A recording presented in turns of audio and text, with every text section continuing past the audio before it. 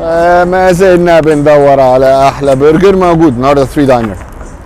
حاجه مهمه جدا، الناس اللي عملت منشن لاصحابها في الفيديو اللي فات، في حد كسب منكم طلعت برجر.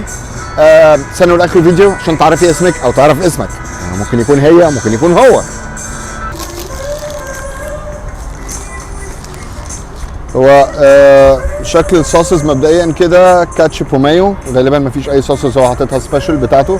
الساندوتش كبير قوي، ده وشي وده الساندوتش. اهلا وسهلا. قطمه كبيره، ها؟ مش بني ادم يا جماعه والله. اول حاجه العيش حلو، برافو.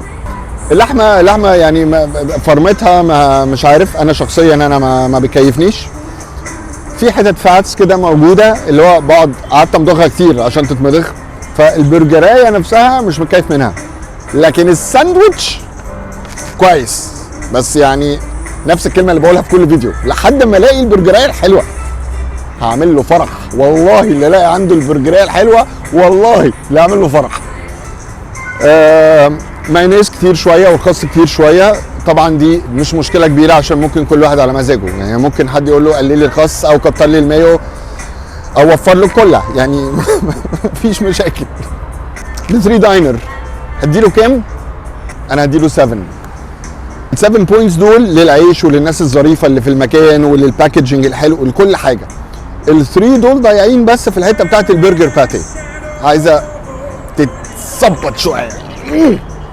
اللي كسب في الفيديو اللي فات هاجر بدوي، هبعت لك انبوكس عشان اصحابك اللي عملت لهم منشن تطلعوا تدوها طلعت برجر. انت قلتي في الفيديو بتاعك ان احنا جربنا برجرز كتيره قوي ولسه ما عجبتناش.